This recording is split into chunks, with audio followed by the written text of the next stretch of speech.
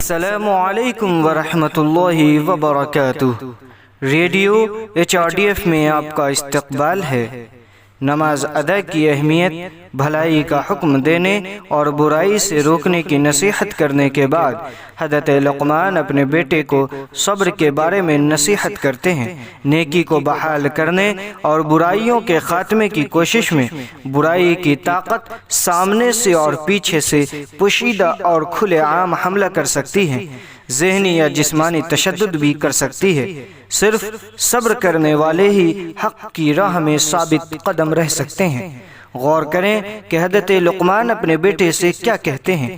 وَاصْبِرْ عَلَى مَا أَصَابَكَ إِنَّ ذَلِكَ مِنْ عَزْمِ الْأُمُورِ، اور جو تکلیف تجھے پہنچے اس پر صبر کر، بے شک یہ بڑی ہمت کے کام ہیں۔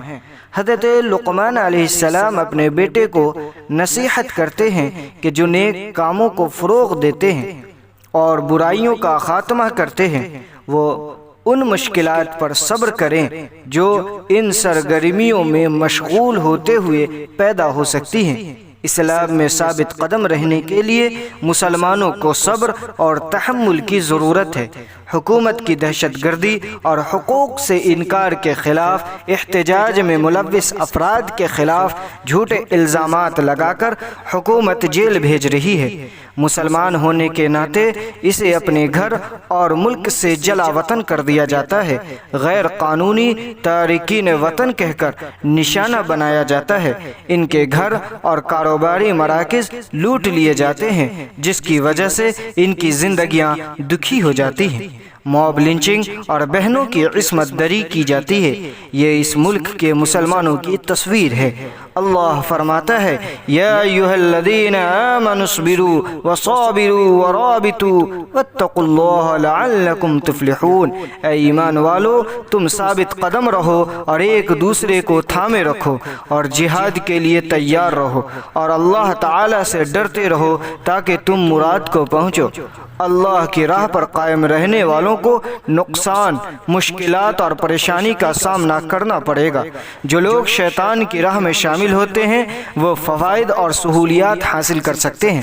یہاں صرف صبر کو اپنانے سے ہی حقیقی مومنین کامیابی کے ساتھ اپنی مشکلات کو دور کر سکتا ہے۔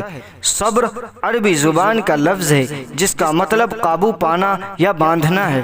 ہمیں اپنے ذہن و دل کو تیار کرنا چاہیے تاکہ ہم نفسانی خواہشات اور فتنہ کے شکار نہ ہوں۔ ہمت اور خود پر قابو پانا صبر کا عکس ہے۔